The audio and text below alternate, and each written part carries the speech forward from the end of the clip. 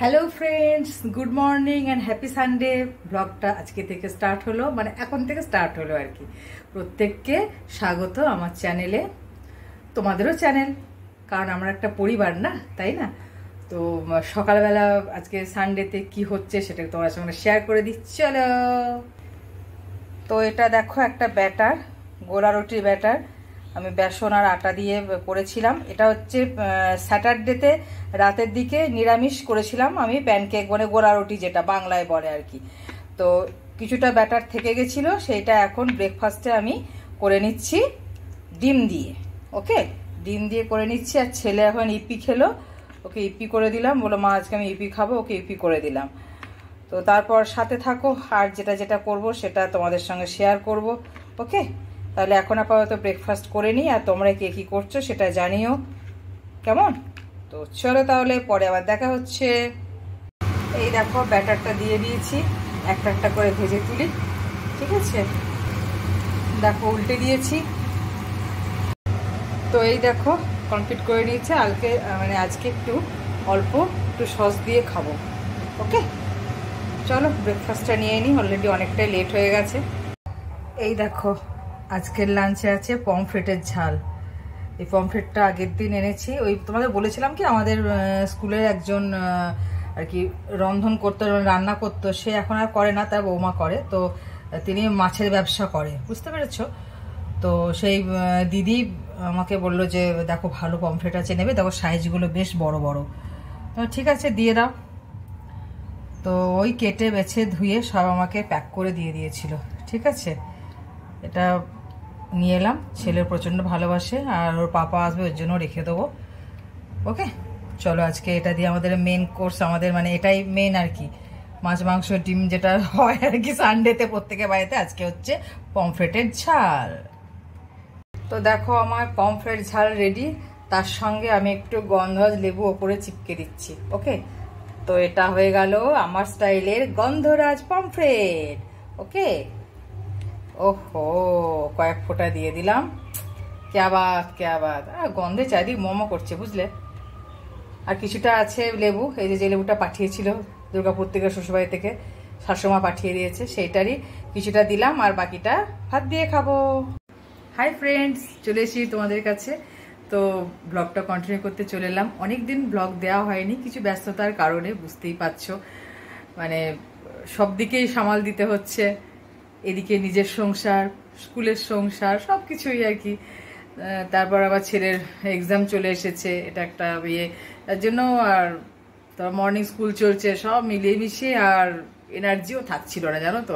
মানে কিছু যে শ্যুট করব একদম ভালো লাগছে না, তো দেখি ঠিক আছে শেষ করতে হবে, অনেকদিন হয়ে গেল। ওকে, তো সেই জন্য আজকে আবার চলে এলাম, এবং যথারীতি কিচেন থেকে স্টার্ট। চলে এসেছি স্কুল থেকে, এবার দুপুরে খাওয়া দাওয়ার ব্যবস্থা। ছেলের দুদিন পর এক্সাম আছে, সেই জন্য দুদিন স্কুলে স্টাডি লিভ। ওকে, তো চলো আজকে দেখিয়ে দিই আমাদের বাপ বেটা না, বাপ তো চলে গেল কাজে, মা বেটার কি আজকে লাঞ্চের মেনু। চলো দেখতে থাকো। এই যে অনেকদিন পর বাটন মাশরুম পেয়েছি, এটা আজকে করব। আর এই যে আলু পেঁয়াজ কেটে রেখেছি, আদা রসুন, বুঝতেই পারছো। একটু চিকেন আনিয়েছি, কারণ এখানে আজকে নারকেলডাঙ্গা বলে একটা তোমার জায়গা আছে, তো সেই নারকেলডাঙ্গাতে তোমার মা জগৎগৌরীর আজকে ঝাপান, যেটা ঠিক আছে।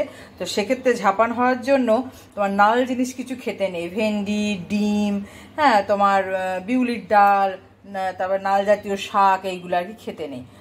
তো ঠিক আছে, কোনো ব্যাপার না, আমি ভেবেছিলাম আজকে একটু ভেন্ডি টেন্ডি করবো। তারপর ডিমও খেতে নেই, মাছটাও আজকে কম আছে, কালকে মাছ শেষ হয়ে গেছে, হ্যাঁ। তো সেই জন্য আর কি তাহলে চিকেনটাই আনা করালাম। তো চিকেন আর মাশরুম হয়ে যাবে আজকের লাঞ্চ আমাদের। ওকে, তো চলো করে নিই, পরে আবার দেখা হচ্ছে। এই দেখো মাশরুমটা একদম সিম্পলভাবে মশলা মাশরুম করছি, একদম হালকা। ওকে, বেশ খেতে খুব ভালো লাগে। হালকা গরম জলে ব্লাঞ্চ করে নিয়েছি, আর আমি হাফ করে নিয়েছি প্রতিটা মাশরুম, দেখতে পাচ্ছ? এই যে। তো বন্ধুরা এই দেখো কি সুন্দর দেখতে হয়েছে, দেখেছো? ওয়াও! আর মাশরুমে জানো তো তোমার নুন বেশি যায় না, নুনটা কিন্তু খুব সাবধানে দিতে হয়। মানে নুন একটু এদিক ওদিক হয়ে গেলে এমন বেশি হয়ে যাবে। কিছু কিছু জিনিস আছে দেখবে, এই মাশরুম বলো, তারপর তোমার পালং শাক, থোর, এগুলোতে নুন একটু অ্যাডজাস্ট করে ঠিকঠাকভাবে দিতে হয়। আর সর্ষে বাটার কোনো ঝালটার এই সমস্ত। ওকে, তো চলো তাহলে এবার চিকেনটা করে নিই। तुम पियो तो गंगा जल है ये, हम अगर पिए तो है शराब, पानी जैसा खून है हमार, तुम्हारा खून है गुलाब ये সামথিং। কেন বললাম, কেন গাইলাম এটা পরে আসছি। ভাবো যে কি গান গাইছো, এটা কারণ আছে। মানে একটা কথা আছে না, সাদা কুত্তা টমি আর মেরা কুত্তা কুত্তা, সেই হচ্ছে ব্যাপার আর কি। তো অনেকক্ষণ পরে এলাম, ভিডিওটা শেষ করতে হবে। ভিডিওটা খুব ভালো হয়নি বুঝতে পারছি, কারণ মানে সময় পাচ্ছি না ঠিক মতো ইয়ে করার। আর এনার্জি একদম নেই, প্রচণ্ড গরমে এনার্জি পুরো শেষ, একেবারে এক্সস্টেড। তো তারই ইয়েতে করতে এলাম, কারণ এমনি রিচ ডাউন হয়ে গেছে, আরও না দিলে পরে আরও রিচ ডাউন হয়ে যাবে, আর অবস্থা খুব খারাপ। তবুও অত হেলদোল নেই, ওই দিলেই হলো, কোনো ব্যাপার না। তো যেটা হচ্ছে, আমি একটা বিস্কিট এনেছি, এটা অনেকেই তোমরা মনে হয় জানো, এই যে ডাস্কিট সুগার ফ্রি, ভীষণ ভালো খেতে, বিস্ফামে। এটা কিন্তু কোনো প্রমোশন না, এটা আমার খুব পছন্দ হয়েছে। মানে আমি যে দোকান থেকে বিস্কিট নিই সেখানে বললাম যে সুগার ফ্রি টোস্টের কিছু আছে কি, অনেকে কিনছে, তো মাঝে মধ্যে খেতে ইচ্ছে করে। দিয়ে বললো হ্যাঁ সুগার ফ্রি বেরিয়েছে, তো আমি কই দেখি, দিয়ে নিয়ে এসেছিলাম। তো নিয়ে এসে রিভিউ বেশ ভালো, আমার তো খুব পছন্দ হয়েছে। মাকেও আমি একটা কিনে দিলাম, মায়েরও পছন্দ হয়েছে, বলে ঠিক আছে এবার থেকে এটাই আনবো। আর আমি আবার নিয়ে এলাম, এটা নিয়ে 3-4টে হয়ে গেল পারচেস। আমি এখন তোমাদেরকে দেখালাম, আর ভীষণ ভালো খেতে, চা দিয়ে তো একদম নিশ্চিন্তে খাওয়া যায়, মানে খুব সুন্দর আর কি। তো সেই হচ্ছে ব্যাপার, এটা বললাম তোমাদের। আর একটা যেটা, সেটা ওই মাঝে আমি তো ওই বললাম না তোমাদেরকে, যে তোমাদের মনে করি আমি সামনে, তোমরা আছো আমার, সেই জন্য মানুষ যেরকম সামনে থেকে কথা বলে, এরকম ঘুরে ফিরে চোখে আমি সেভাবেই কথা বলি, এই জন্য হয়ে যায়, কিছু মনে করো না এটা। হ্যাঁ, কারণ একটা কথা আছে, তোমরা যাকে ভালোবাসো, যাকে পছন্দ করো, তার সবটুকু নিয়েই ভালোবাসো, সবটুকু নিয়েই তাকে পছন্দ করো, তাই না? মানে খুব ভালো এটা, মানে কথাটা আমার লেগেছিল, কোনো একটা ভালো সিনেমাতে আমি এটা পেয়েছিলাম, তো অনেকেই সেটা জানো। তো সত্যিই তাই, তার খারাপটাকে ভালোবাসবো না, শুধু ভালোটাকে ভালোবাসবো, এটা কখনো হয় না। কিন্তু কিছু কিছু ক্ষেত্রে আবার মানে ভালো না বাসলেও মানুষকে এড়িয়ে থাকতে হয়। ভালোবাসা তো পরের কথা, ওটা ছেড়েই দিলাম, কিছু টক্সিক আবার মানুষদের না এড়িয়ে থাকতে হয়। এই জন্যই গানটা গাইলাম, যে এই ধরো কিরকম কথা বলছি, এই ধরো আমার হাজব্যান্ড ট্যুর ট্রাভেলস বা এই যে হলিডে যে এটা বিজনেসটা করে, হ্যাঁ এখন তো নিজের ইয়েতে করছে, আগে ওনার ইয়েতে করতো, এবং সেটা 2007 সাল থেকে, বুঝতে পেরেছে তো, 7 না 8 2008-এর শেষের দিক থেকে স্টার্ট করেছিল। তো স্টিল 2017 পর্যন্ত কন্টিনিউ একদম টোটাল এক টানা করেছে। নাম শুনে থাকবে মনে হয়, ওই কান্ট্রি ক্লাবের নাম শুনে থাকবে, এই ইয়েতে আন্ডারে একটা সেকশন ছিল ভ্যাকেশনে, সেটাতে সে কাজ করতো। প্রথমে ছিল তোমার সিটি সেন্টারে, তোমার কলকাতা সিটি সেন্টার, মানে যেটা হচ্ছে সল্টলেক সিটি সেন্টার যেটা বলে আর কি। আমি ওখানে গেছিলাম ওদের অফিসে একবার, তখন আমার গলস্টোন অপারেশন হয়েছিল করুণাময়ীতে, ওখান থেকে কাছে, হ্যাঁ, তো তখন ওখানে গেছিলাম। তো ওইখানে তখন অফিস ছিল। তারপর অনেক অনেক বছর ওখান থেকেই করে যাতায়াত, মানে এত কষ্ট করেছিল মানুষটা, এত কষ্ট করেছিল, মানে ভোরবেলা আমার ছেলেকে আছে, কথা আছে না যে কাটোয়ার দিকের লোকেরা তাদের ছেলেদেরকে এইভাবে বাড়তে দেখে, বুঝতে পেরেছো? আমার ক্ষেত্রে সেটাই হয়েছিল। আমার ছেলেকে প্রথম দিকে এইভাবেই আমার বর বাড়তে দেখেছে। যখন রাতে বেরোতো ভোর রাতের ট্রেনে, তখনও সেই ঘুমাচ্ছে, আর যখন আসতো তখনও অলমোস্ট ঘুমের ইয়েতেই চলে যেত। তখন একটা ছোট ছিল আমার ছেলে, তারপর আস্তে আস্তে বড় হলো, তখন পাপা ছাড়া, পাপা যতক্ষণ না আসবে সে ঘুমাবে, এরকম ব্যাপার। তো অনেকটা পরে দুর্গাপুর সিটি সেন্টারে তাদের অফিসটা আবার খোলে, সেরকম। তো দুর্গাপুর সিটি সেন্টার অফিস খোলার জন্য কিছু লোকের আবার এত মানে তাদের সুবিধা হয়েছিল তাকে দুইয়ে নেওয়ার, মানে এখন তারা শত্রু, বুঝতে পেরেছ? মানে তখন ছিল মানুষরূপী আত্মীয় আর কি, মানে মুখোশধারী আত্মীয়। হ্যাঁ, সকাল সকাল ভাই ভাই করে গিয়ে কত যে পয়সা নিয়েছে গিয়ে তার নাই ঠিক। হ্যাঁ, আমি তো পরে পরে জেনেছি, আর মানুষটা আমার তো এরকমই, ও তো বলে না, মুখ চোরা, এ হচ্ছে ব্যাপার। তো তার বিজনেস বলছে আর কি, তার রটারও হয়েছিল, তার বিজনেসে দালালগিরি করে, দালাল। হ্যাঁ, খুব নোংরা বিজনেসের সঙ্গে তাকে জুড়ে বিভিন্ন জায়গায় রুমার ছড়ানো হয়েছিল, এবং সেটা চলছে আর কি, কানে আসে, বুঝতে পারি। হ্যাঁ, আবার সেই মানে তাদের ওই মানে ইয়েটা, যেটা দালাল বলছে যে আমার বর দালালি করে, তো সেই কাজটাই আবার কিছুজন দেখি আবার সেই সেই নিজের হাতেই থুতুটা চাটছে। হ্যাঁ, তাদের আবার বড় বড় কথা, এটাই হচ্ছে ব্যাপার। মানে তুম পিও তো গঙ্গা জল হ্যায়, হাম আগার পিয়ে তো শরাব হ্যায়, এটাই হচ্ছে ব্যাপার, বুঝতে পেরেছো? তো সেই জন্য কথাটা চলে এলো আর কি। মানে কিছু মুখোশধারী, কিছু মেকি নকল মানুষদের এত দেখলাম, এত চিনলাম না, তাদের ন্যাকামো এখন দেখলে তাদের মানে এই যে মুখোশের আড়াল যে অভিনয়গুলো দেখলে সত্যি অবাক হয়ে যায়, তারা পারে কি করে? আদৌ তারা মানুষ? মানুষ তো তারা নয়, মানুষ তারা একদমই নয়, এটাই হচ্ছে ব্যাপার। আবার কি বড় বড় কথা, কারোর দেখে আমার কিছুই যায় আসে না। হ্যাঁ, অথচ সবাই সবটা জানে, আর আমার মতো ভালো আর কেউ জানে না, এটাই হচ্ছে ব্যাপার।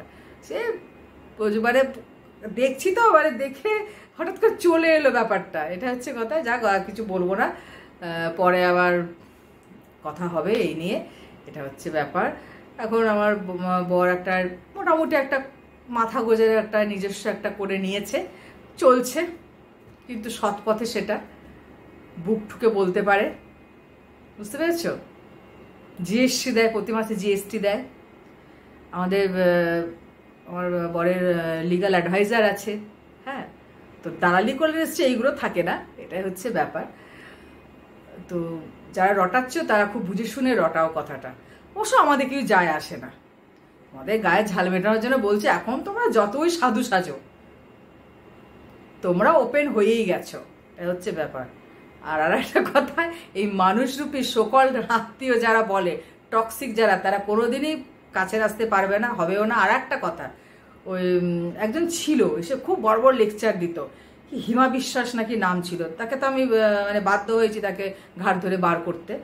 তো সে এক সময় এমন একটা কথা বলেছিল, মানে এই সোশ্যাল প্ল্যাটফর্মে, মানে ওপেন ইয়েতে এসে কথা বলেছিল, মানে এটা আমি তো সেটাই বলছি, মানে মানুষ এগুলো দেখতে পায় না, বুঝতে পারে না যে আমি তো চাইলে আমার পরিবারের অনেক কথা বসে আমি বলতে পারতাম ওপেনলি, তাই না? সে যে কথাটা বলেছিল সেটা নিয়ে কিন্তু আমি অনেক পরে জেনেছিলাম, কারণ আমি তো স্পটে ছিলাম না ঘটনাটা। আমাকে এসে ব্লেম দিচ্ছে, আপনি কেন এটা নিয়ে কিছু বললেন না, আপনার এতে এই হলো। তুমি জানলে কি করে আমার পরিবারের কথা? তুমি জানলে কি করে? তার মানে তাকে জানানো হয়েছে হোয়াটসঅ্যাপ এবং ফোনেতে ভালো রকম যোগাযোগগুলো করে ব্রেনগুলোকে খাওয়া হয়, এটা হচ্ছে ব্যাপার। যারা 5-8টা ভিউয়ার্স আছো, তারাও নিশ্চয়ই বুঝতে পারছো আমি কি বলতে চাইছি। তাদের দিমাগটা ভালো করে শুনে রাখো, আমি কিন্তু কাউকে ভয় পাই না, বুঝেছ? তো সে এসে আমাকে এরকম মানে ইয়ে করেছিল। আর আমি মোটি তো মোটি, আমি তো তোমার খেয়ে মোটা হচ্ছি না। তুমি এখন সোফা, এখন হলুদ শাড়ি পরে বসে এখন নিজেকে বিশাল ইয়ে মহারানী বসে পোজ দিয়ে মহারানীগিরি দেখালে মহারানী হয়ে যায় না, বুঝেছো? তোমার মধ্যে ফ্রাস্ট্রেশন আছে, তুমি পারো না, ঠিক আছে? সেই জন্য তুমি এই কথাগুলো বলো, ওকে? তুমিও খেয়ে দিয়ে মোটা হও না, নিজের ইয়েতে হও। তোমার পয়সা খেতে গেছি, মোটা তো মোটা। আর তোমার গুরুমা আবার কি বলে যে বডি শেমিং আমি পছন্দ করি, অথচ তারাই কিন্তু বডি শেমিং করছে। তাহলে আমি কিন্তু সত্যিই কোনোদিন করি না, আজ পর্যন্ত কোনোদিন দেখবে না আমার ভিডিওতে আমি কাউকে কোনো ইয়েতে করেছি, কোনো দিন বলি না। কে কালো, কে ফর্সা, কে রোগা, কে বেটে, কে মোটা, কে সরু, আমি কিচ্ছু সেই নিয়ে বলি না। মানুষকে মানুষ সম্মান দিতে জানি, কিন্তু পিছনে রাখলে তাকেও ছাড়ি না সহজে, এটাই হচ্ছে ব্যাপার। আর যেগুলো একদমই পাতে দেওয়ার অযোগ্য, সেগুলোকে নিয়ে আমি মুখ দিই না। সেগুলো কিছু সেরকম আছে, সেগুলোকে পাত্তাই দিয়ে জাস্ট দিয়ে উড়িয়ে দিই পুরো, এটাই হচ্ছে ব্যাপার। তো সেটা বুঝতে পারছো তোমরা। তো চলো, আজকের মতো অনেক কথা বলে ফেললাম, পরে আবার আসছি। Tata, bye bye, good night, love you all.